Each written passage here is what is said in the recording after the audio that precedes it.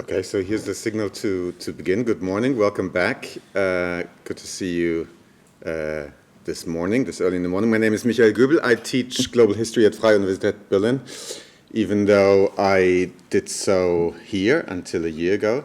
So it's very nice to be back and a great pleasure to chair this panel, in which, as usual, we have three speakers, who I'll introduce very briefly to then step down there and leave the floor to you. The first is Mohamed OUALDI of Sciences Po in Paris, who will speak about what the demise of slavery in modern North Africa tells us about transimperial histories in the modern Mediterranean. The second speaker will be Alexander KEESE from across the river at the Université Genève. Great, you made it all the way here. He'll speak about the years when everything seemed possible, the Second World War in Sub-Saharan Africa as an inter-imperial laboratory in exploitation, 1940 to 45. And the third speaker comes from across that other river, the Rhin at the University of Bern, CHRISTOF, who'll speak about spinning the wheels of commerce, mercantile elites, and the making of global markets. So I won't cannibalize your time.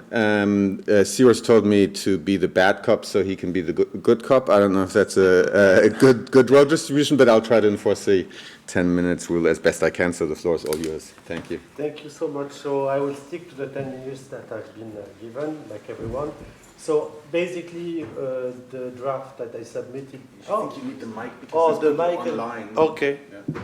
Oh yeah, it's online as well. Okay. It's wild. So 9 a.m. on mic with a laptop. Okay, thank you so much. So the main argument in my draft was to say that although abolitionist colonial policies implemented by European powers in North Africa did not have a clear effect on slave trade up until the beginning of the 20th century, actually these colonial empires in North Africa, and above all their management of the local archives and the printing press, had a more profound effect on the narrative about slavery in North Africa, and in other words, on how we historians understand and tell the history of slavery in this region. So in the first part of my argument, and therefore of my draft, I summarize what historians have taught us about the overlaps between European imperial expansion and the gradual processes of ending slavery in North Africa. Historians of this region have underlined the major importance of the British policy of abolition in North Africa from 1816 to the end of the 19th century, and in contrast to the British policy, the more cautious diplomatic policies regarding slavery that the French, Spanish, and Italian imperial forces were enacting during the second half of the 19th century. For instance, the French authorities implemented the abolition of slavery across their colonial empire in 1848 with the enactment of the Second Republic's constitution, but historian Yassine Dediadoun has shown that up to 1857 in Algeria, French colonial authorities implemented the 1848 Decree of Abolition with great hesitation and caution. So this huge contrast between the British policy of abolition and other European imperial policies regarding slavery confirms the classical gap that historians of slavery have underlined between moral abolitionist principles on the one hand and the actual policy implemented on the ground on the other hand. And it speaks to the classic disparity between ambition and practice of imperial powers lacking resources and needing to keep a social agreement with local elites who were still using enslaved labor within their households. Actually, it seems that broader transformation of North African economies and the implementation of new forms of capitalism played a more decisive role in reshaping the forms of forced labor in North Africa. But this part about the effect of economies on forced labor is something that has been less studied than other forms of works about the abolition of slavery. But more than the actual outcomes of European abolitionist policies in North Africa, I argue in the second section of my draft that what has been and is still largely effective is the extent to which European imperial powers succeeded in controlling the narrative about different forms of slavery in North Africa and how it's still affecting our own understanding of this issue. And such control did not start with the colonial period, but way before, during the early modern period. So a first way of controlling that narrative about slavery had to do with the enslaved people hailing from West Africa and to a lesser extent from Eastern Africa. So while working on slave testimonies and North African slaves' ego documents for my current research project, I came to realize that the most accessible ego documents from enslaved West African men and women in North Africa that we can find for the second half of the 19th century are deeply shaped by colonial institutions, indeed, but as well by institutions that were not official colonial institutions, but had major interest in the European expansion. In each of these instances, what matters was indeed less the words and the exact speech of the enslaved people than the archival system where these speeches would fit in, and how the slaves' voices, their words, and personal stories were staged and used for specific purposes, either by European travelers or Christian missionaries or colonial officials.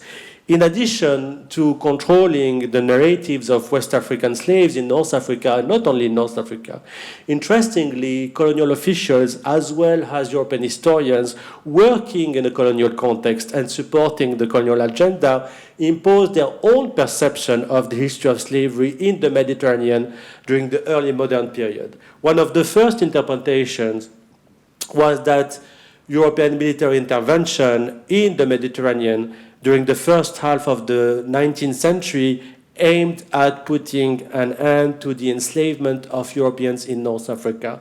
Another colonial narrative tended to, which is still important nowadays, so this other colonial narrative tended to emphasize the experiences of Christian captives in North Africa during the same period, while at the same time clearly underestimating and even erasing from the public and academic history the many stories of North African Muslim and Jewish men and women in Europe, which were enslaved in Europe.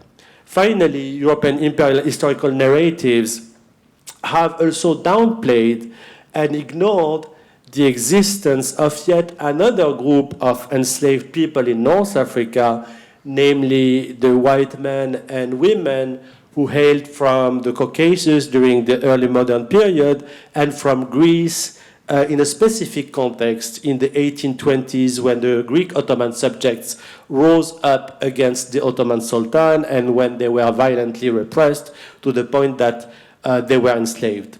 So while they were less numerous, while these white slaves were less numerous than West African slaves or than the captives from Europe, Western Europe, most of these enslaved white people held major political and social positions among the local Ottoman elites in the most powerful households belonging to the local Ottoman governors. And this type of elite has been expunged from the colonial narrative and then from a Euro-centered narrative dealing with slavery for various reasons. First reason, because of the prominent social and political positions of the slaves, these people were not seen as slaves by their European interlocutors. Second, because most of them did not hail from Western Europe, but from remote regions of Eastern Europe. And third, and more importantly, the stories of these slaves, including the stories of Western Europeans who converted to Islam, were stories of closeness and fusion between some subaltern Europeans and local Ottoman Muslim elites. And this story of closeness and fusion did not fit at all with the main narrative of white European captives who suffered at North African hands. European imperial presence and then Western historiography dealing with European imperial domination in North Africa did not care about this kind of elite slavery, but it tended to underestimate and ignore other forms of Ottoman legacies in North Africa. And this has been an argument that I developed in my second book about the way through which we could write a transimperial history of North Africa that would take into account the Ottoman legacies during the colonial period. While a major part of North Africa was under Ottoman control for more than 3 centuries, during the early modern period, the historiography of modern North Africa is still not taking into account this long-standing Ottoman influence that was still a reference for colonized North African subjects up until the 1920s. So my current research project about ego documents of slaves in the abolition era in North Africa try to uncover these various aspects of slavery by focusing in a first stage on the last Muslim slaves and their experiences in Europe from the mid-18th century to the 1820s.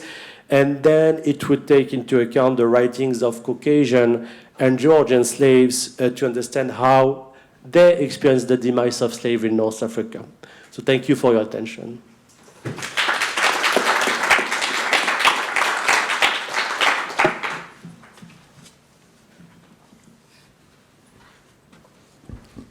The question is where I have to find the presentation. Let's set it up now. Okay, great. Looks good. Is there any chance for me to see that too? Not really? Okay. There's a button to press. You mean, but this is to advance, but no, but I just wanted to ask if I have a chance to see my own slides. Oh. Not really? Okay, then... You're supposed to know that. Okay, great. Okay, well, anyway. Yes, good morning. I wanted first to profit to say thanks to Cyrus for bringing this important event together, and obviously thanks also to the Fondation du Bois for making that possible. And well, I'm not that much talking this morning about, well, I will be talking about compulsory labor, of course, but I will especially try to say things on colonial or perhaps imperial mindsets. And although, I mean, that might be quite boring, but I wanted perhaps to start out to say a few words how I'm coming to the Second World War as which is known to be a watershed in many respects, but why the Second World War, changing imperial mindsets and forced labor.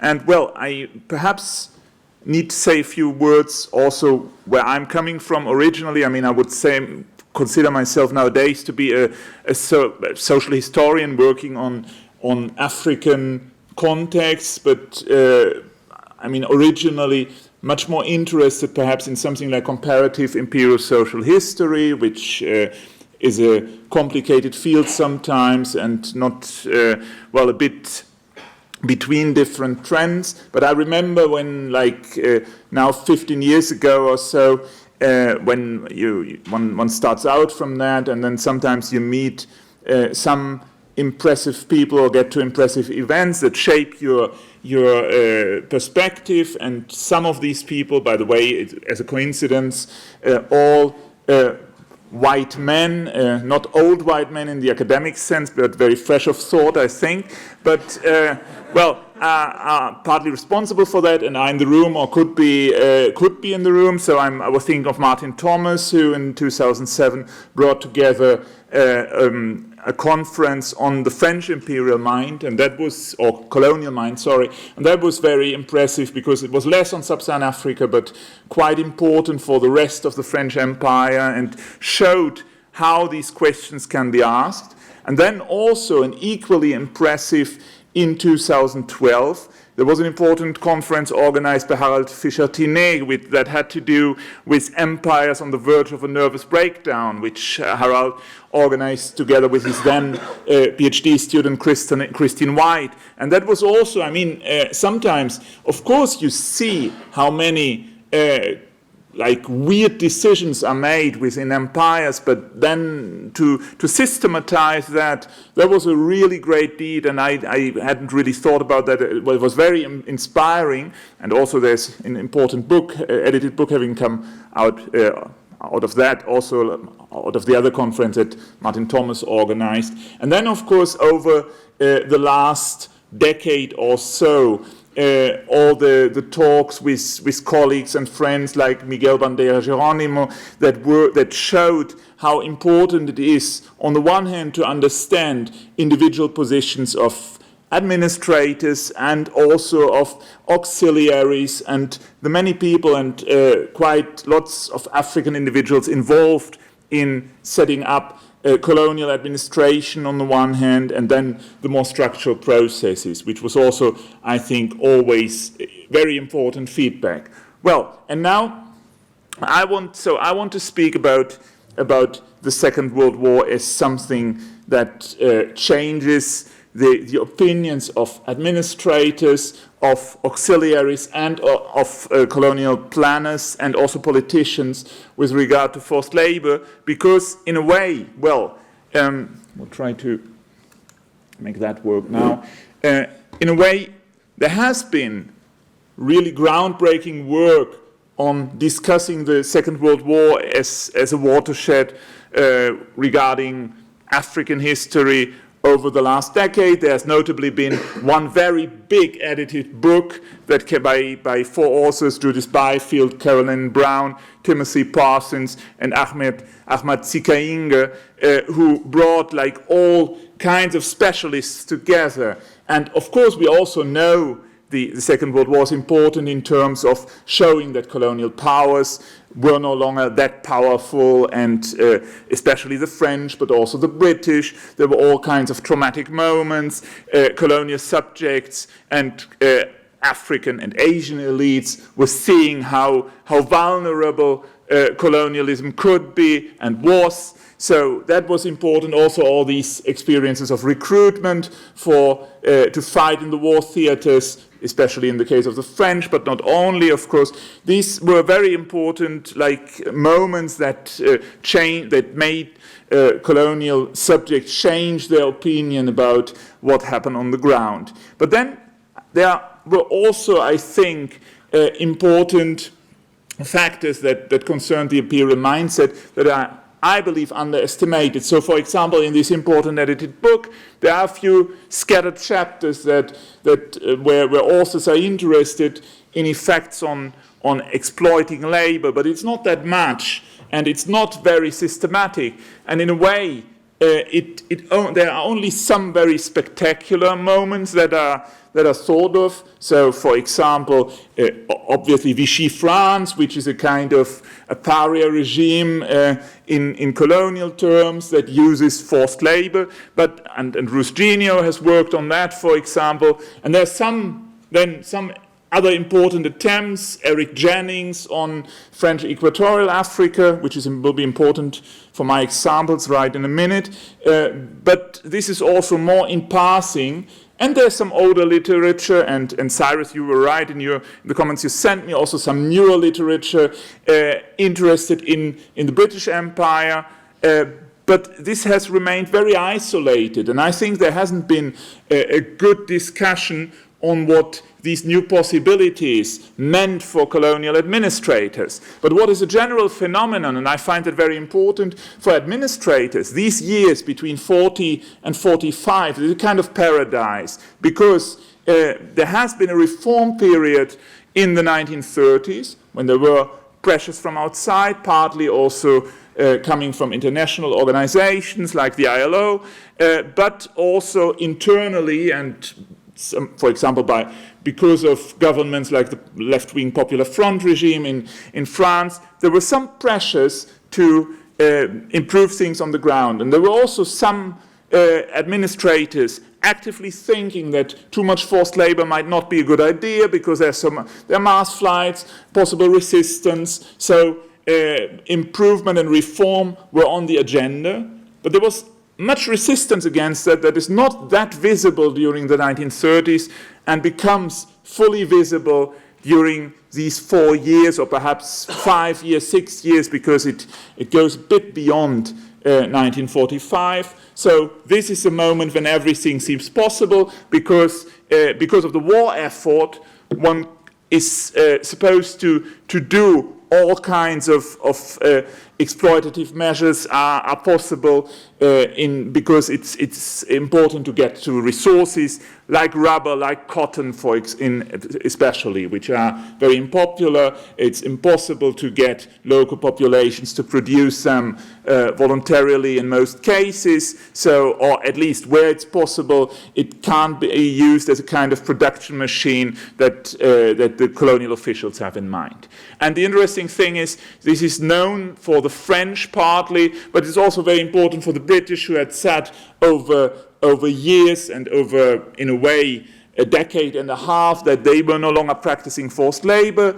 And even neutral colonial powers, like in the Portuguese case, they also intensify their routines. So this is really a consensus phenomenon. It's difficult to find pictures on labor services in the 1940s, but it's sometimes you would get them nevertheless. And this is just to illustrate a number of territories where you would find administrators talking about that and local populations reacting on these kind of experiences, which are often considered to be horror experiences. There are lots of people running away from forced labor in the 1940s. And then, I won't go much into detail, but you can then see kind of typical remarks on forced labor. I've worked myself a lot in and on the Middle Congo, which is nowadays the Republic of Congo. So one can see the typical comments which say, for example, like in the case of Mayama, our populations, they work a lot, but they're so intimidated that they give their labor voluntarily. So this is a kind of very typical remark. Then the fact that administrators work together with medical missions in a way to routinize what is, on the one hand, medical control, on the other hand, the extraction of forced labor and sending people into corvée labor and labor services, with locals running away from that. Then both the medical doctors and the administrators taking hostages to force people to come back and negotiating with their Belgian colleagues, and on the other side because the Belgian Congo is close in that case, in the case of the Alima, and to negotiating with them, sending refugee populations back. And there's a kind of intense exchange about what is possible, what should be done, what a war economy is. And finally, everything that's tolerance with what local auxiliaries are doing, which is also an important point. These auxiliaries can be extremely brutal, and, in this particular case, we learn about much more tolerance during the war years, what had become kind of criticism, which was obviously of strongly racist tone, to say in the late 1930s, we don't want to have these unmodern chiefs who help us, or whatever, local police, but which are supposed to be primitive in inverted commas. Now everything is again tolerated because it's supposed to be good for the war effort. Now, to conclude, what can we make out of that? Well, on the one hand, it becomes clear from a picture like that and looking at exchanges and thoughts formulated by these administrators, that there's general frustration in the 1930s. There's not a linear modernization process of reformers getting through and being subject to norm setting by international institutions, but there is much resistance, and well, in a way, forced labor is seen as something absolutely necessary for Africans to teach Africans how to work, and normally colonial officials perhaps don't say that in the 1930s, but think that it is absolutely important to keep that. And the Second World War gives them the chance to live in this kind of world where these things seem to be possible. There's not much thought about what could happen after the war. There seems to be kind of consensus that things should be allowed to go on like that. And obviously, if you then look at more concrete situations, for example, in the Middle Congo, but also elsewhere, at least in equatorial Africa, you see all these kinds of efforts to perpetuate the new or again found routines. And we can also see that there's a kind of mutual reconfirmation. So for the cases that are illustrated where administrators from different regimes meet, for example, at the border, it's clear that they are working on a consensus. It's much more difficult, of course, to show that there was like kind of exchange, a real exchange between the centers of colonial power, say the colonial capitals. I mean, the metropole is more complicated because there's a war in Europe and the communication is not always obvious. Well, and finally, there's a strong, and this is about obsession, I would say, perhaps in inverted commas, perhaps not. There's a strong trend to explain away everything that goes wrong, because this creates lots of streams of refugees. Really, I would say, well, it's difficult to quantify that, but there are thousands or tens of thousands of individuals who try to run away from forced labor under these circumstances. And normally, that's, of course, these are adverse effects for a colonial regime, but administrators, well, they try to ignore that, or between them to say, well, in a midterm perspective, we will try to get our hands on them again and working together, eventually sending them back. And finally, and this goes both into the local experience, but also into the change in colonial empires after 1945, this, of course, has a long-term effect.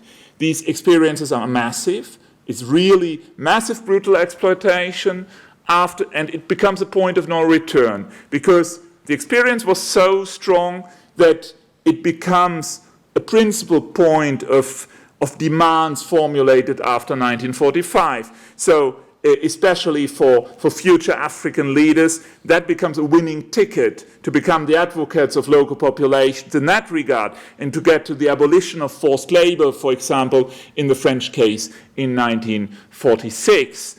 And also for the administration, probably this moment, short moment or very long moment for the local population that suffered from that, of 4 or 5 years of living in paradise, will come from their point of view to a high cost, because after that it will no longer be possible to continue with these practices. And in that regard, the Second World War, at least for African populations, but also for administrators, colonial administrators working in Africa, is both a watershed and the tip of the iceberg, if we want so. Thank you for your attention.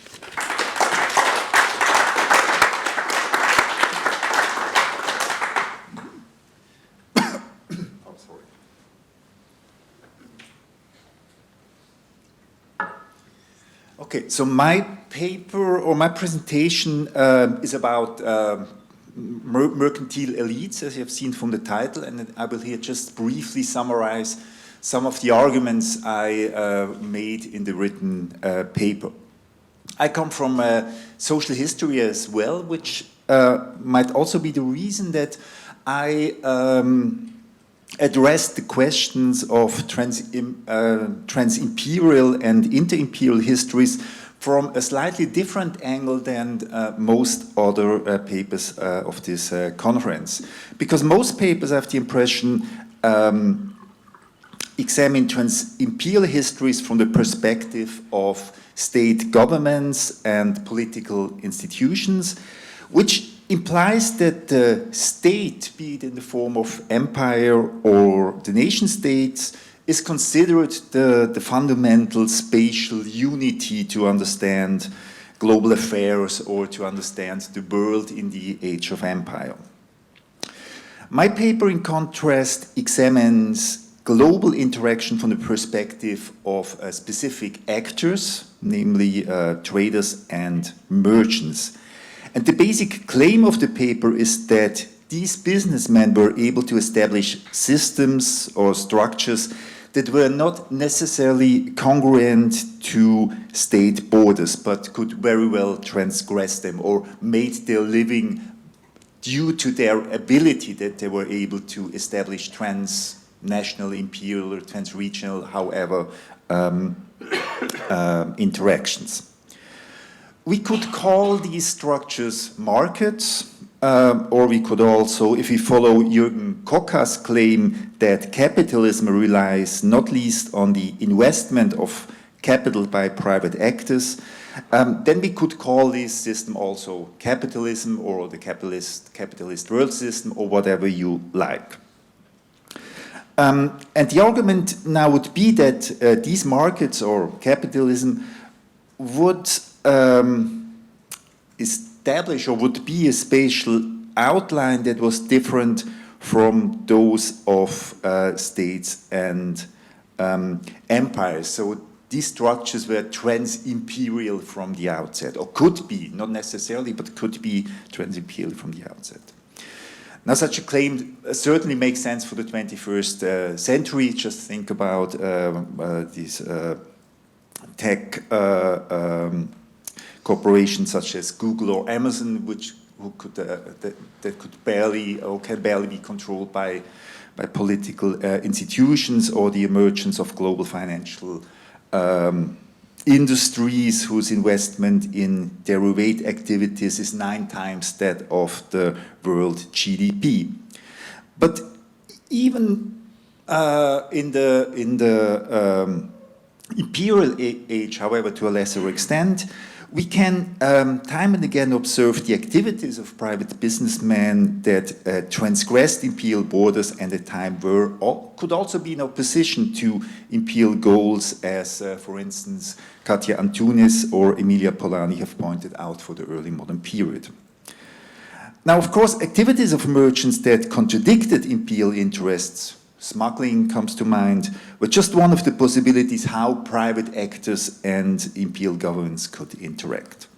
Another possibility is that of a symbiotic or partly symbiotic relation between governments and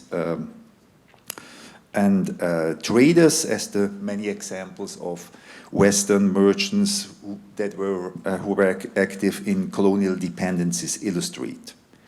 Imperial policies, on the other hand, were obviously driven by economic interests. So the economic goals of imperial bureaucrats and private traders could thus very well go hand in hand. That and there were also these famous cases in which state power was used to support the business interests of private traders in overseas areas, so the famous man on the spot. And Sven Beckert, for instance, has famously called this phenomenon war capitalism. But even if we suppose that there was a symbiotic relation between imperial states and mercantile elites, we still will have businessmen that were active beyond their country of origin. So this concerns, for instance, Swiss or German traders in South or Southeast Asia, or Japanese or North American traders in European colonies in Asia and Africa. So,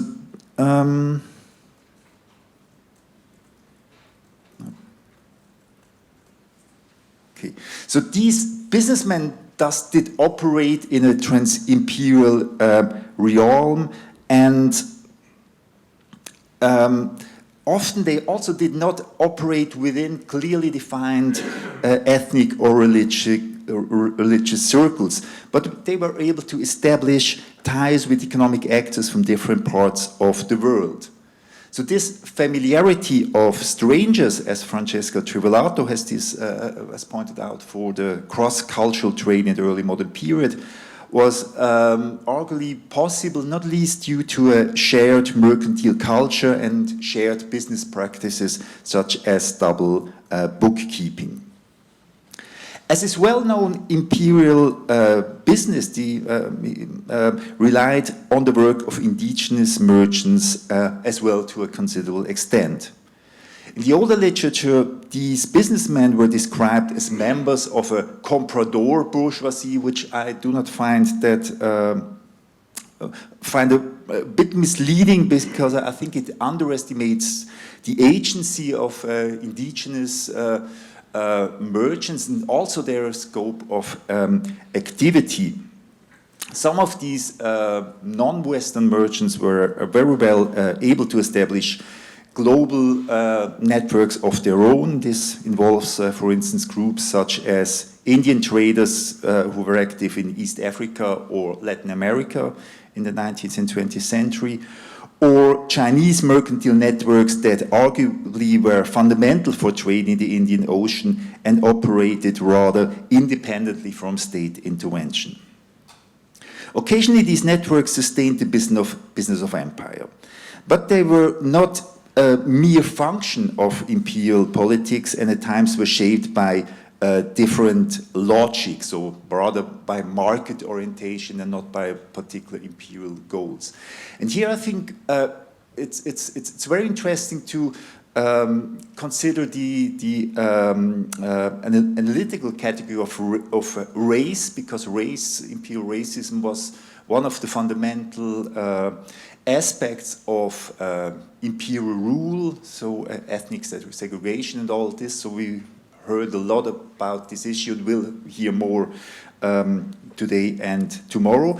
But for many of these merchants, racism was bad for business, because if you discriminate another trader due to the color of his skin or his ethnic background or whatever, these people will not like to do business with you anymore. This is just bad. So there were a numerous sources where traders really urged their employees not to behave in a racist way similar to that of imperial bureaucrats or to planters.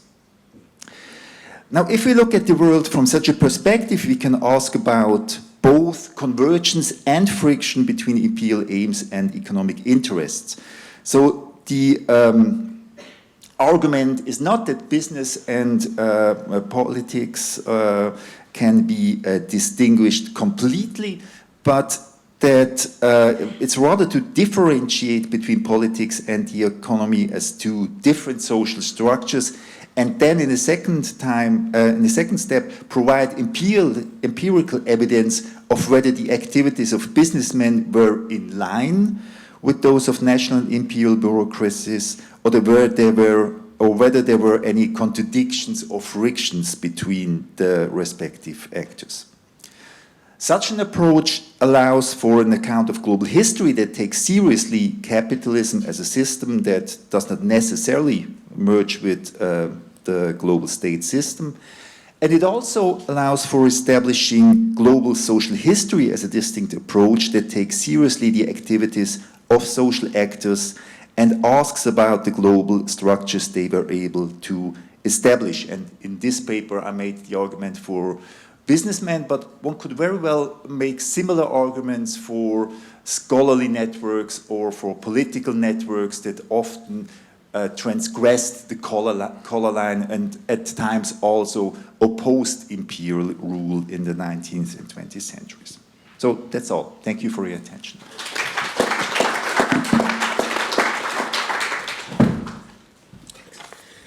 Thanks so much for 3 fascinating papers, which all, of course, have to do with labor and well, trade in one case, and therefore also follow on nicely, I think, from the last panel yesterday about the economy. I'm sure there's plenty of questions. I have already one online, so let me start with that. Sorry? Yeah, no, I remember. Yeah, I was going to announce it at the end. So I'm supposed to tell you that before lunch, there'll be the group photograph. So you must not leave the room in the session before lunch, even if you're hungry. We will lock the doors, actually. Yeah. All right, so let me start with the first question here, which comes from Florian Wagner, and which is for Mohamed and Alexander. And he writes, I was wondering what words and labels play, what role words and labels play when talking about slavery and forced labor, and how they are transformed by being used in a trans-imperial setting. For example, there were merchants from Hamburg enslaved in North Africa, enslaved in quotation marks, who, as Mohamed already mentioned, tried to explain Germans on return that they were actually treated quite well. Of course, there is the debate about Islamic and African slavery as opposed to the Atlantic slave trade. France develops a whole terminology.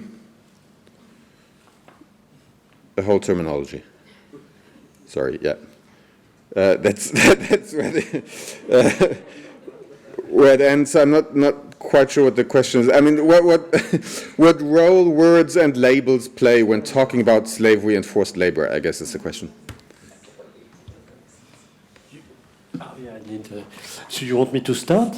Or should we wait for the questions, no? I think we can do this one now, and then I go around the room. Yeah. So, to reply to the question, if I understood well, absolutely. I mean, this idea, the point of the social categories used to label slaves is indeed extremely important, and that might nuance my own argument. But in the European sources, they are making the distinction for European slaves in North Africa between the word slave and the word captive, indeed. And you see the same in Arabic and in Ottoman Turkish between Abd and Asir. So this is clearly happening, that indeed European slaves in North Africa would not always define themselves as slaves but as captives. The same for Muslim slaves in Europe, they would be seen as captives. But in terms of their own social treatment, they were often treated as slaves, and most of them would die as slaves in Europe or in North Africa. So the idea that we should be really aware of the social categories used by the own actors and how they saw their own experiences is quite important, if I understood well the question. Yeah, I think labels are indeed important. Of course, I mean, when speaking about the 1940s, the term slavery doesn't necessarily come up within the administrative debate. It comes up when reading complaints by local populations that are normally formulated only after 1945. There you would find, and of course this is, well, the idea that in the archive there are no African voices is a bit misleading, because there are quite a lot of transcripts and petitions formulated, and with all the limits that these kind of sources have, but it's quite interesting. So there are groups that actually say, well, we were treated like slaves, or this is slavery, but not always, and it can be interesting. For the rest, as far as the administration is concerned, I mean, there's a kind of established terminology being used between 1900 and 1940, which tries to give a kind of important sense and a kind of benevolent sense to forced labor being used. So the British have a tendency to speak of communal labor and to say, well, this is all voluntary and internal, we don't have anything to do with that. The French speak of prestation, so of labor services given, but in a way in exchange for beneficial colonial presence. And they're quite, well, the Belgians speak of travaux d'ordre éducatif, so that's still another thought. You teach Africans how to work. So this is very common. And this doesn't have anything to do with the war situation. Now, what is interesting is that in the war all these terms continue to exist and continue to be used, but normally they are in a way supplanted by the idea of the effort. It's all the time speaking of the effort, and the effort means, well, European armies fighting in European or Asian and other war theaters, eventually with African soldiers, but this is not part of this discourse. And then the colonial populations helping through their effort and doing that in a way both generously and voluntarily, although, as I have said, then it also comes up that the effort, well, if it's necessary to intimidate populations locally, this needs to be done to convince them of the effort. But this is the key term that tends to be used, and that becomes more important than the idea of education to work or of generous prestation. Thank you. So I have a lot of hands, luckily also quite a lot of time. So let's start with Harald Fischer-Tiné, who I think was the first.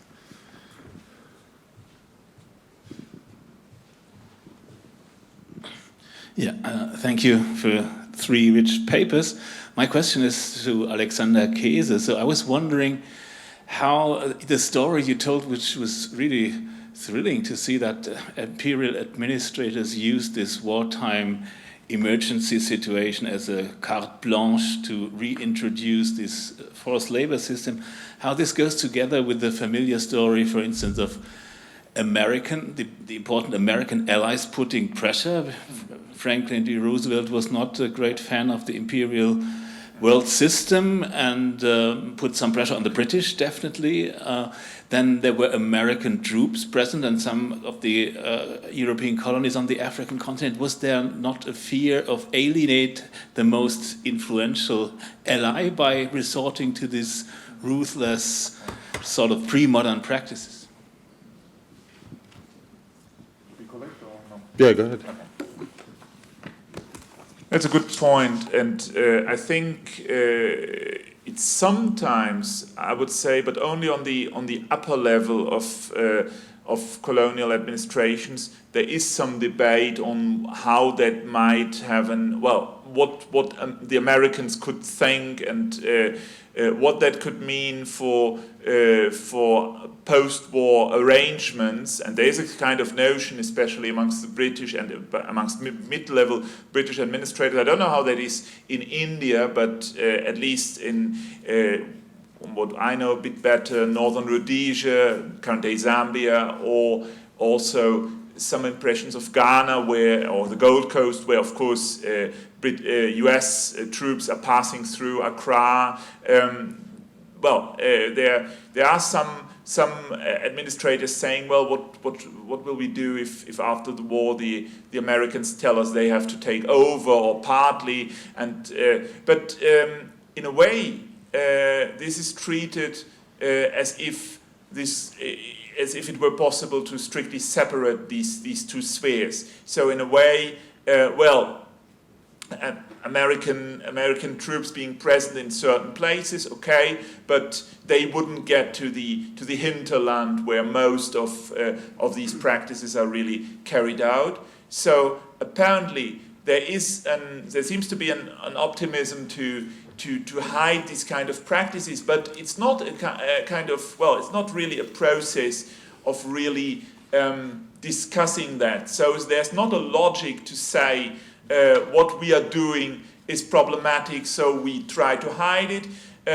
But there is the idea, well, this is about the war effort, we can do that, and everything that is worries about what the Americans might think doesn't go together with this other debate, which in a way, I think I agree with you, one would expect that to become a point, but it's not really discussed together, which is in itself, I think, quite fascinating. Thank you. So I think I have Laila next. Laila Jan. My question is for Mohammed. In your paper, you frequently reference how various authors or in interpretations, people are controlling the narrative about slavery, and certain stories are expunged from this narrative. And so I appreciate the effort to integrate Ottoman component, the legacy of Ottoman slavery into this North African context. But I wonder there too if, in a way, that you're also participating in a type of controlling of the narrative because of the lack of real engagement with gender. Because even in the case of Circassian slaves or people from the Caucasus where they are holding prominent positions, can we say the same thing for women, right? So is the narrative still somewhat skewed when we're not really engaging with the different types of power relations, with concubines in these families, or with the domestic type of labor and slavery that you mention in certain places that continues often, right? Or even if people are manumitted, they still sort of retain a status of slavery in the household. So are there ways in which you feel that you would be able to find sources or incorporate those stories into this? So you mean that I'm participating in controlling the narrative by not looking at some specific issues for Circassian concubines? Well, I guess what I'm trying to say is that the Ottoman example is an interesting counterpoint to these other types of slavery, right? Yeah. It does bring in a different dimension, different understandings of slavery, the possibilities of people rising to these elite positions, as in your first book, or sorry, maybe your second in your previous book, The Slave Between Empires, right? And so even the first book, right, in fact, so, but it was in French. But yeah, I'm sorry. That's why I corrected myself. Yes. No, thank you so much. So it is a very different type of story. It really changes the picture and understanding of slavery, but it is not that it's exceptional in the context of Circassian slaves, but if expanding the narrative is by looking at the Ottomans, but then it's only looking at the possibilities of male Circassian slaves who could rise to prominent positions of power and not really paying attention to the women and their roles as concubines, isn't that still a type of authorial choice that doesn't fully extremely engage? Interesting. Extremely interesting. And what I did was mainly looking at the man coming from Circassia and being promoted to the highest positions. So the project, the current project is, so it's changing because I'm really focusing on Muslim slaves in Europe, but there are a second stage where you could look at some specific Circassian women in Tunis. Because you have some papers related, or at least one case where she was from Circassia and had a huge file about her habous or waqf in Tunis. And she's acting in a legal way. So these are not completely ego documents, but we see her acting. So,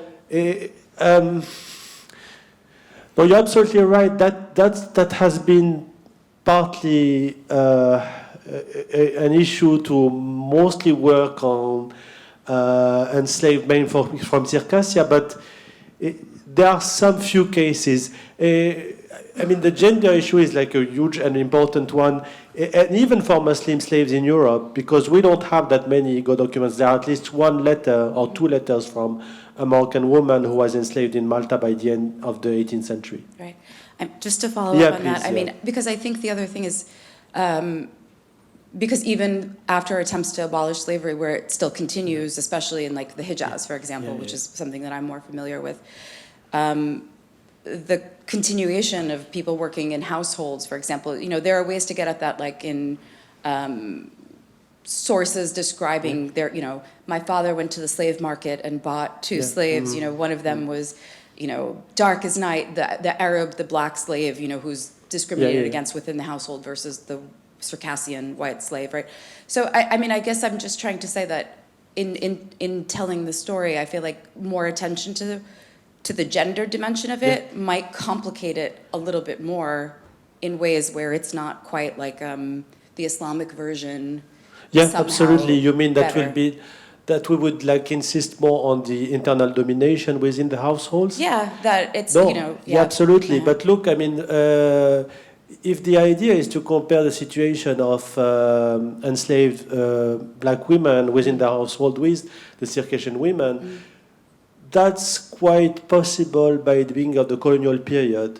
But then we will be using, so what I was referring to, to these colonial sources that gives voices to enslaved black women like legal sources where they have been mistreated and they go to the French courts, like in Tunisia and Algeria. So that could be interesting, but therefore we would have some part of the story from the black enslaved women, but not that much from the Circassian women. But your argument is extremely interesting as well for me, not to control the narrative.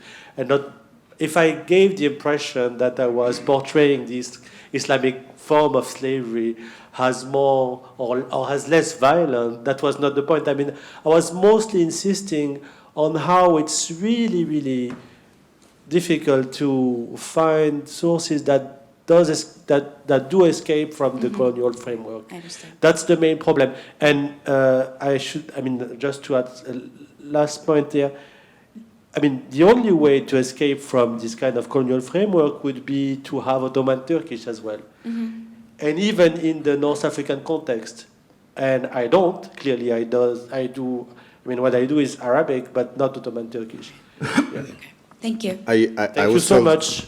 I was told I should control the narrative by my supervisor. So questions are piling up. So I'll take two together from now on, also since I have more online. So Vladimir and Paul.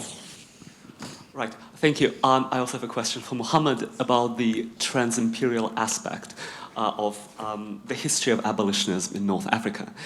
What does the transimperial approach teach us about local responses to French, Spanish, and Italian abolitionism? How did indigenous communities living under colonial rule, how did they collaborate or learn from each other in their local abolitionist responses or anti-abolitionist responses that could have been anti-colonial responses? And also, and that might be a shot in the dark, does adopting a transimperial approach to the study of abolitionism in North Africa challenge viewing the British as exceptional? That British were more abolitionist than other imperial powers in the region? Yeah, thank you. Let me take two questions together. Yeah. So Paul. So migration came up in especially Alexander and CHRISTOF's papers, and I want to ask a question about borders and bordering, because it strikes me that that actually, while we often think about borders as the outer rim of sovereignties, of national or imperial sovereignties, there is a way that they are consummate inter-imperial institutions and structures, in which you can have imperial states either aligning or misaligning their agendas for spatial and territorial control. So I was wondering, for example, in Alexander, in your case, when you have these officials kind of meeting at the border to kind of define how space should be regulated, is that partly about trying to keep laborers in? In other words, are there bordering regimes? It was occurring to me that if you have African workers that are escaping these systems of forced labor, the only way to keep them viable as systems of exploitation is through some kind of spatial control in which more than one adjoining imperial power may be involved, because otherwise they can flee into some other jurisdiction. Christoph, in your paper, I was wondering if merchants who can claim a kind of imperial subjecthood within one imperial regime were able to use that state authority to leverage diplomatic pressure in the case of exclusionist, racist immigration policies, for example. Are they able to kind of leverage the diplomatic power of one empire against another to guarantee the mobility that, as you say, is absolutely instrumental to capital accumulation? So just, it feels like these questions of borders are really very much central to the kind of projects of labor control and capital accumulation, and just, wondering what you made of that as something that we need to think about as an inter-imperial project. Go ahead. Yeah, thank you, Vladimir. It's a pleasure to meet you. I mean, whenever I talk, people tell me, you should read Vladimir Hametry. No, I mean, I'll be short. I mean, the British exception is not that it's interesting to me. I just reminded people that what was the state of the field about the abolition in North Africa. And basically, what is more interesting, as you said, were the local responses to this kind of abolitionist agenda. And what we see on the ground, at least for Tunisia that I know, and partly for Morocco, is that you have a local, you have writings about how to gradually, not abolish, but put an end to slave trade. And this is quite clear for the case of Tunisia since the 1840s.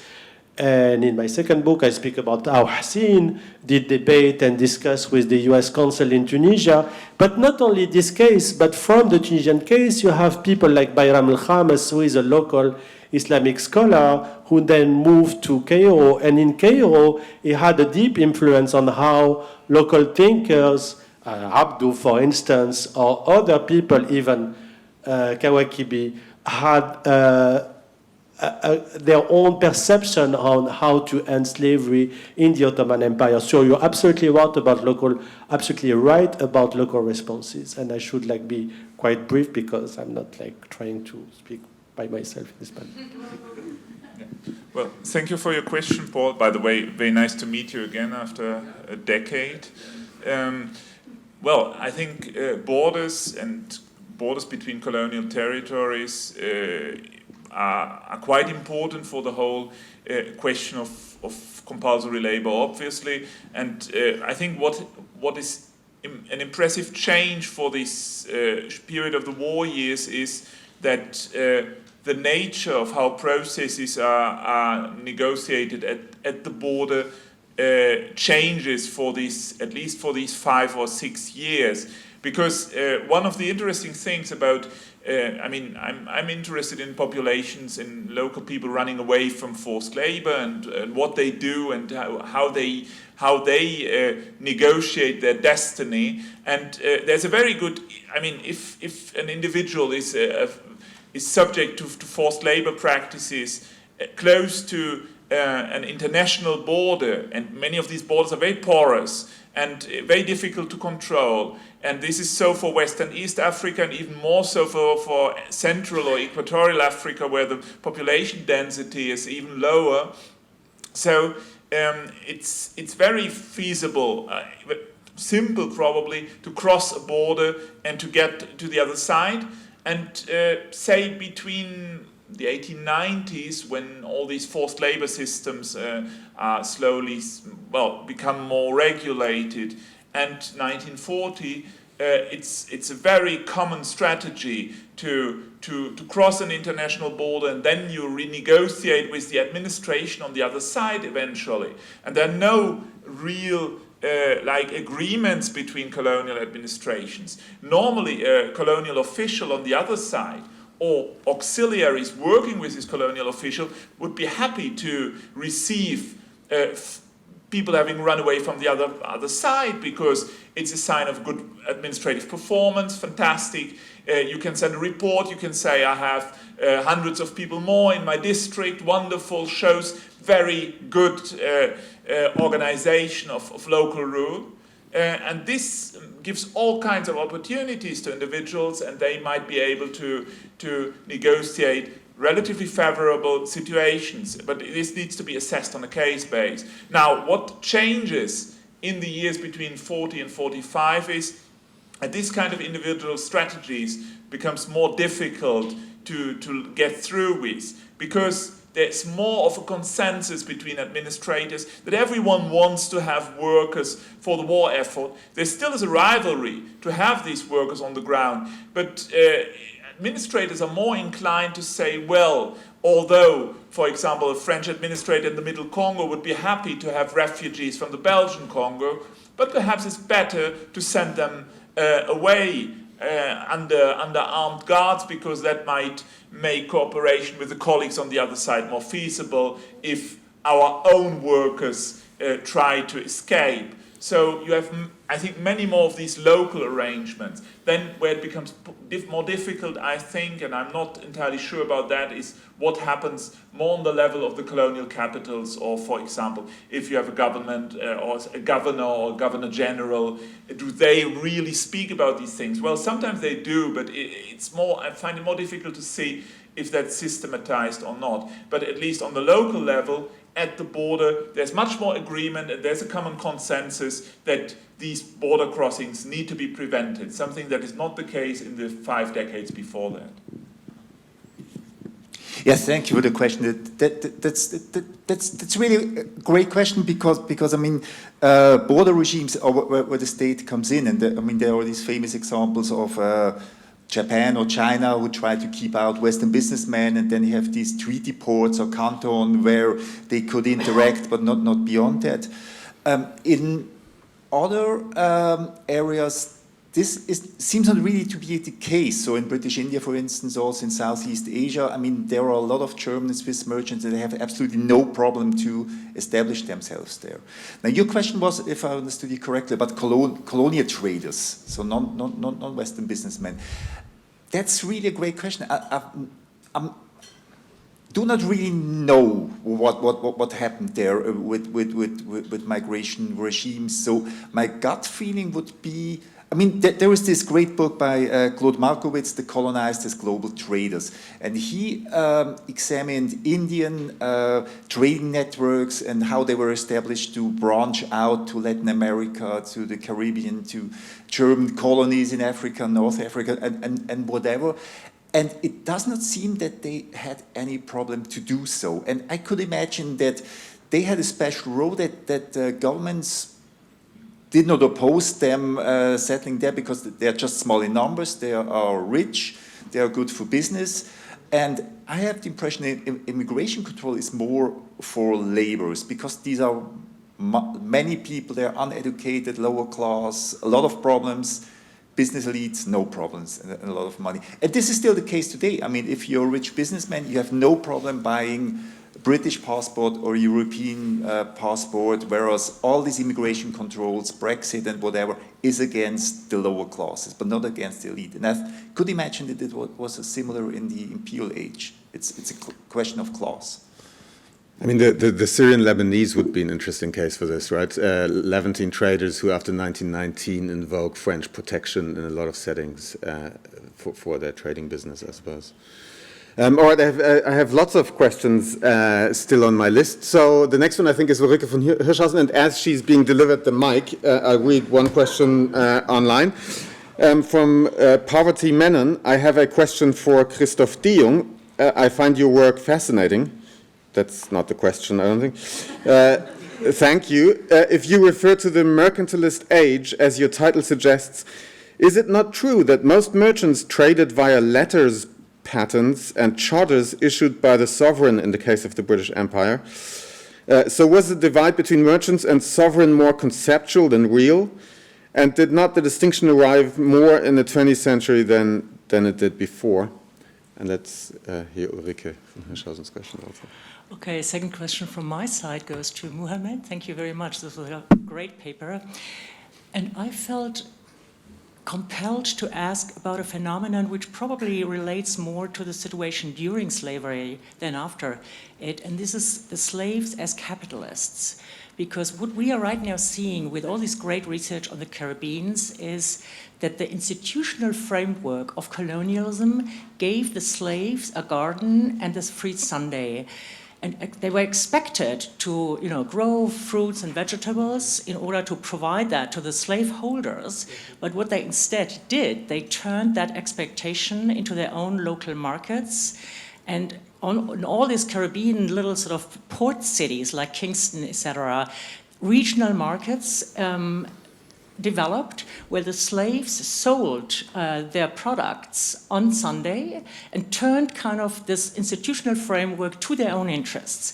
And this is exactly the very spaces where the revolutions, for example, on Jamaica and Demara, etc., where they developed up. I mean, they were these kind of slave capitalists who were fueling anti-colonialism on the markets. So this is a question less to abolition, but more to the situation before that, whether we can see anything sort of comparable in North Africa. I would be very interested to hear your opinion on that.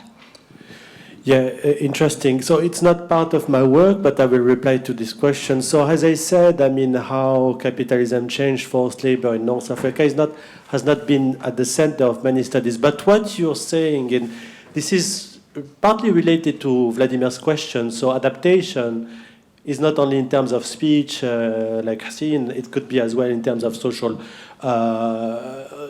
reactions as well.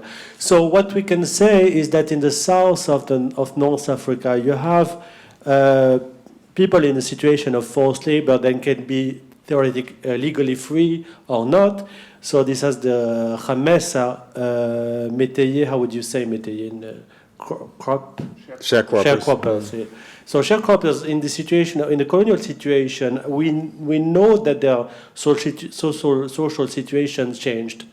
And some of them went to the schools or local schools or were enrolled in the kind of, not the French army, but the local armies, and then changed their own social situation. So this is this kind of adaptation in a colonial context that led to, for some of them, but not most of them, to kind of a social improvement at some point. So you're right, but we didn't study this kind of situation where capitalism was the issue for slaves, mainly because in the south of North Africa, let's say Tunisia and Algeria, the people who were, the landowners were this kind of social class of free people, or one could say white people, and this, to my knowledge, did not really change during the colonial period. So, yeah, I hope that I reply. Just, we will speak with Vladimir. I had some other ideas, but yeah. Thank you so much. Okay, thank you for the question. This, I think, is an important aspect, but would distinguish not so much between different periods, so the mercantilist age and the 20th century, because chartered companies are a prime example of symbiosis between state power and private capital. That's certainly true. But also then there were examples of private businessmen, of traders that did not exactly do what governments would have to wish they did. So this is the basic article, the basic argument by Katja Antunes, who was precisely examining this period. So for instance, traders who were doing business on their own account, even if they were not supposed to do so, or smuggling activities, so which has this trans-imperial aspect. And on the other hand, in the 20th century, of course, you have this private businessmen, multinational companies who were acting independently or try to oppose state control. But also then you have all these famous examples of how state power supported the interests of private capitalists. Think, for instance, all the interventions of the United States in Latin America, which is precisely well, the case here is precisely that you should not distinguish capitalism from state power, but see how these two fields interact. And I would emphasize the ambiguity of these two structures, and then try to find out when or how these processes worked. So, if I'm allowed to go on the order on my list, although I don't know if that corresponds exactly to the way you raise your hands. I had Alexander Morrison and Ulrike Lindner next. So I think my question is for Christoph. I think, as you've already suggested, Beckett's war capitalism really is just mercantilism, isn't it? He's come up with a fancy new name for a phenomenon that's already well known and understood. I think the more interesting question, as you've suggested, is how far mercantilism really does give way to a world of globalized free trade under the auspices of the British Empire in the 19th century. And as Mark William Parlin's paper yesterday reminded us, that's by no means a sort of universally accepted intellectual position.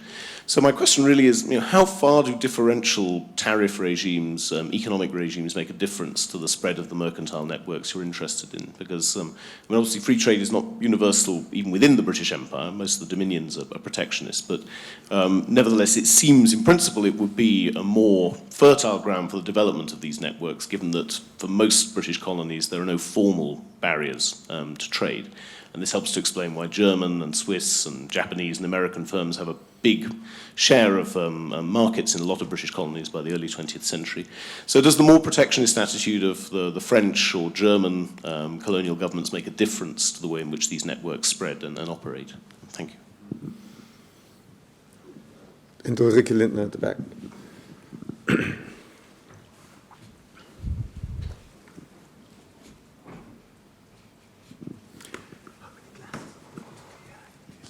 Thank you. I have a question for Christoph. I was wondering how much this is also true at the beginning of the 20th century, when in quite a lot of colonies the Indians are thrown out, for example in East Africa or in Natal, because of the white people who don't want the competition of the Indian merchants. And if you have colonies where you have a lot of indentured labor, Indian indentured labor, and Indian merchants, then it can turn around and race can play a role quite substantially.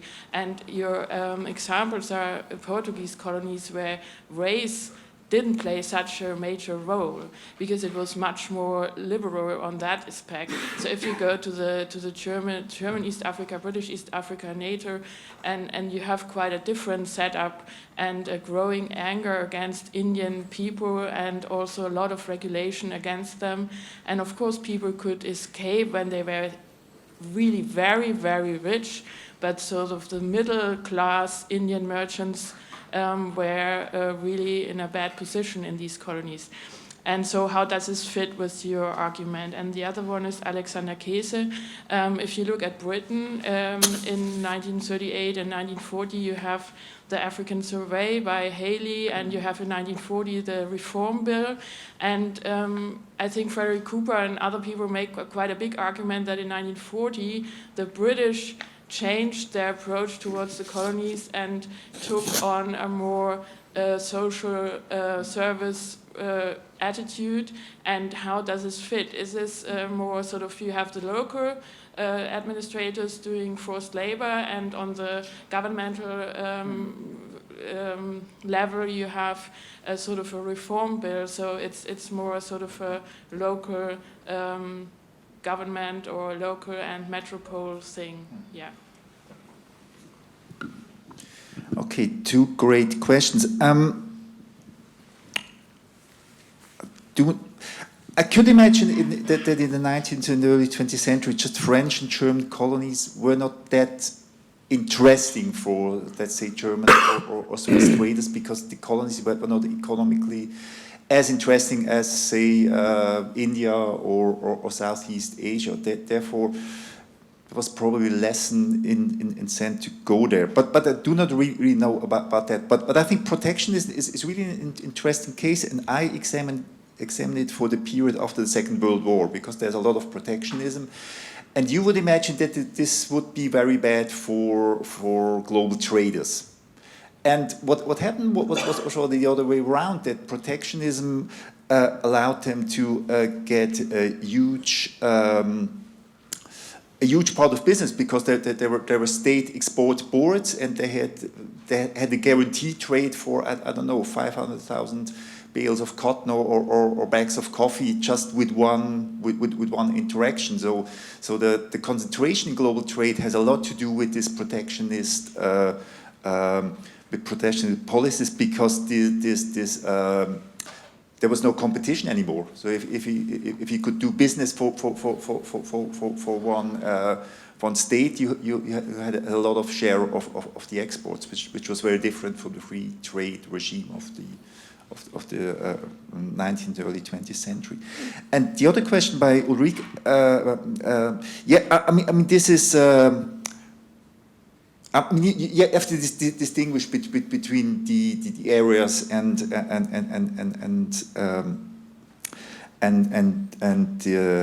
the time period. What I was referring to was basically this interaction between merchants, and there I think racism is something that most of them would not. Yeah, it's probably not the way they're thinking in the first place. I mean, in Africa, if I understand it correctly, I mean, there are also this economic unrest which is probably mapped on race. I mean, it's probably basically a class or an economic problem, and then you need a scapegoat, and then it's these are these racist racial others. So which could maybe also be used by competitors. They could play the race card. But yeah, we'll have to think more about. But it's a great question. Thank you. Well, many thanks, Ulrike. I think this is an important question because it allows me to say something more about the British, who are in colonial terms in Sub-Saharan Africa, are extremely clever, of course, and have been clever about like the first 4 decades of the 20th century to hide compulsory labor practices, and even more so from the 1920s. And they are the first to ratify the ILO Convention C29, and to say, well, and in a very direct way to say, we are no longer working with these practices, everybody else does, which is obviously not true. But then, as you rightly said, you have in the 1930s, you have the Hader reports, you have the Colonial Development and Welfare Acts and legislations. So there is a kind of rationale, not very with lots of obstacles, but a rationale to say, well, we want to invest more money and modernize the empire and make colonial populations participate in welfare. All that is very, very nice. But on the other hand, there is all this well-hidden compulsory labor going on and continuing in the 1920s and 30s, and also after the war, because the French, they have their abolition in 1946. The British don't have an abolition of forced labor. It goes on and lingers, and in a way it disappears slowly in the 1950s, and it might be less scandalous than what the French did in the 30s, but it continues to exist. Now, you mentioned Frederick Cooper. Well, Frederick Cooper might be a genius in many fields, but in terms of forced labor, there are some things to say. I mean, of course, if you take works like how is it called, the Decolonization in African Society, well, which is of 1996, you would make out that Cooper speaks a lot. It's a comparison between modernization practices around labor and lots of processes and quite important observations on the British and the French. He only speaks of forced labor when talking about the French, not about the British at all, doesn't seem to know these practices or not being too aware of all these important practices going on. Now, what is happening is the British do have 2 strategies to hide their own forced labor practices. They delegate to like helpers on the local level, or they have these through what is called indirect rule. They can delegate that to the chiefs. It's called communal labor, or wonderful. It's voluntary, but what the chief is doing to arrange this labor by orders of the British colonial administrator is not really screened, and by that way the British managed to perpetuate these kind of practices into the 1950s, when they get more difficult because nationalist movements can use them as a strategy for mobilization, to mobilize against communal labor as well, which happens. And then the other point is that during the war years, well, intensifying communal labor is one way of relying on forced labor practices. The other way is emergency labor, which is much used in especially the Central African colonies and partly in Kenya, for example. So, and unfortunately, there is literature on that. People like Kenneth Vickery, then I forgot the first name, a colleague working on the Rhodesias as well, Tambo, and lately Opolot Okia, who works on Kenya. Unfortunately, my feeling is, perhaps, I hope I'm mistaken, but much of this work is not necessarily that much discussed between specialists of British colonialism who focus on other things. And I remember, I don't know, I once had a discussion with Gareth Austin about that, who also was very, very surprised about taking into account some of these things, although having worked on slavery and forced labor for earlier periods. So, to sum up, well, there is this modernization ideology, as you said, very important, but there's lots of compulsory labor going on, and the British administrators are amongst those who are very enthusiastic about these possibilities of emergency measures in the war years to organize forced labor once again, and much more officially and visibly in the Rhodesias in particular and in Kenya. Thank you. Thank you. All right. 3 minutes, 3 questions. So let's take them together. Cyrus, Juan, and Nadine.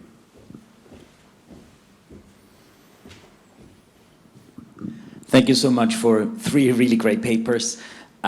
Okay, let me just pick out 2.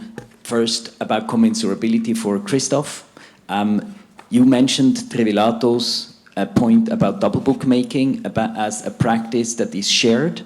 Is there something new or that too in the modern period that is shared between European and non-European merchant, like basically traders, that allows them to come together, right? And how does this happen, like concretely, right? The process of merging. And the second, about those borders for Alexander. So could one make the argument, building on, for instance, you know, Kastrick's, Geert Kastrick's article, I think last year, about the transcolonial, basically transcolonial relations between administrators on the ground being something different than those that happen between basically metro elites. Could one make the argument that because on-the-ground coordination becomes more important in World War II, those direct on-the-ground transcolonial relationships between administrators also become more important, and that has an effect long-term into the post-World War II period? As part of Transimperial history, of course, right? Juan, Sunni. Yeah, by the way, I worry less about controlling narratives. I think historians create narratives, so maybe we shouldn't try to control them, but we know that's part of what we do. Your point was good. Yeah, good point, yeah. We want to be inclusive and be critical, self-critical, but it is what we do. This was for Christoph. Your paper is so wonderful, the written thing that you contributed, for me, because it gave agency to these creations of markets. So there really were these transnational, almost global networks of Sephardic Jews, or shall I say Armenians, who actually acted.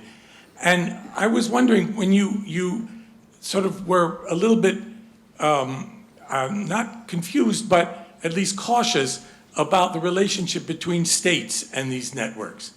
And I would suggest that one way to think about it is at certain times in history that might connect your early modern to the 20th century, when merchants and capitalists, or, you know, California tech entrepreneurs become so powerful internationally, especially when they loosen their connections to specific territories, don't they, in a sense, become a kind of second government?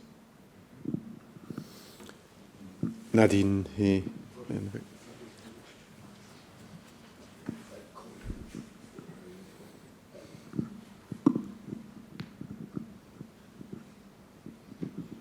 Thank you. So I have a question also for Christoph, and it's related to this idea of class. I mean, one of your arguments is basically that you have this specific class emerging as a mercantile class, and then sort of later you have this global bourgeoisie, as you call it.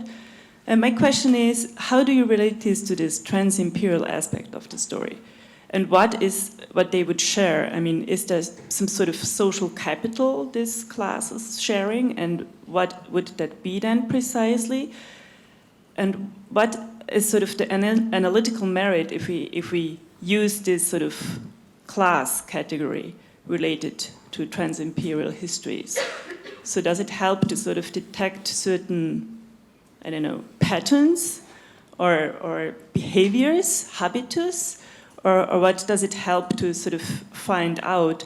And in a way related to this, would you say this change over time? And I mean, this chronology question came up already. But is it then that we just have sort of a globalization of all that? And within that, this sort of class habitus sort of changes? Or how would you relate that? And is it intrinsically interlinked with this transimperial aspect? Because then you also say there's this transnational sort of global bourgeoisie. Yeah, that's my question. Yeah, I mean, that's precisely the point, and I think that's a similar question than the one Cyrus asked.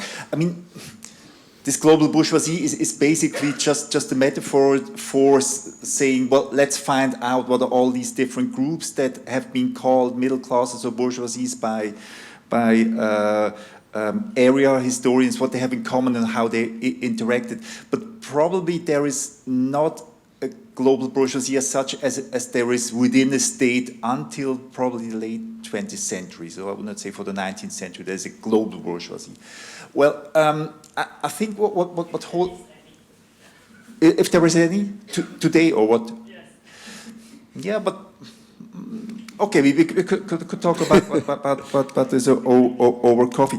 I mean, probably there is one, and this is probably the question. But Cyrus, what holds them together now? I think today it is arguably going to the same universities. Ivy League universities or Princeton or whatever, because I've been to Latin America and I talked to these Latin American coffee traders, and all of their sons went to American universities or to Cambridge or to Oxford. And I think this is no coincidence, because this is where they establish networks and so on. But some people make this argument for the 19th century already. Like for Asians going to Europe, being at university, going back. Yeah, but probably not the traders, about the intellectuals probably, but I have the impression the traders, they're much more regional oriented. But then what I mean, I really found this fascinating, and I do not really know, because it's not something that is pointed out in the sources, but it's just Swiss traders, they go to Brazil and they meet Brazilian traders, and they know immediately whether they can trust them. Oh, these are reliable businessmen, so, or not. And it's just a sense of how they are doing business, how they are keeping their books. It might be a question about habitus. Yeah. That's that. And what? Yeah, with the multinationals establishing states or state structures of their own. I mean, today this is probably really the case. I mean, if Google is quarreling with Australia, I mean, this is not the big Australian state and the small company, but they're rather on the same level. It's probably less the case for the period before this, but even then, I mean, if you have, I don't know, Rothschild Company or the Fokker in the medieval period, I mean, there had been this corporation or this capitalist establishments that really had power that was on a similar level probably to state actors. Yeah. Okay, it's not a good ending point, but maybe you have a better one. But Short I need some answer. coffee Some now. people some people give the impression they want coffee. Short answers are sometimes complicated, but yes, thank you, Cyrus. A very terrifying question, because it brings me back to, well, in a way, to my first book, and which was on like influence between the French and the Portuguese into African theaters, if we want so, in the late colonial period. And of course, after 15 years, one gets increasingly unhappy with things written and thinks, well, my goodness, what have I done about certain things, which is also quite normal. But yes, so I think it's an interesting point. I would believe that feedback from this kind of more local and border situations becomes stronger in like what administrators or even politicians think about the other side, much in terms of stereotypes as well. So this is my sentiment, but the question is, would it be able to prove that? I'm not entirely sure, because the problem is about this kind of documentation. It's not really kept together, so it's very difficult to say. Well, one gets to know that there was feedback, that there were reports sent about what was going on directly in border situations, but it's not always easy to know who really read these things. So it becomes more frequent. It becomes, well, there seems to be kind of information given, but I'm not entirely sure if it's possible to generalize on that. Perhaps not. All right, thanks so much. So having failed a little bit in my bad cop role towards the end, we now have, I think, 8 minutes, but make it 10 maybe, which you can use either to drink coffee or prepare the photo session afterwards, which is immediately after the following session, I'm supposed to say again. But let me thank again the panelists and the discussion, which was really great. Thank you.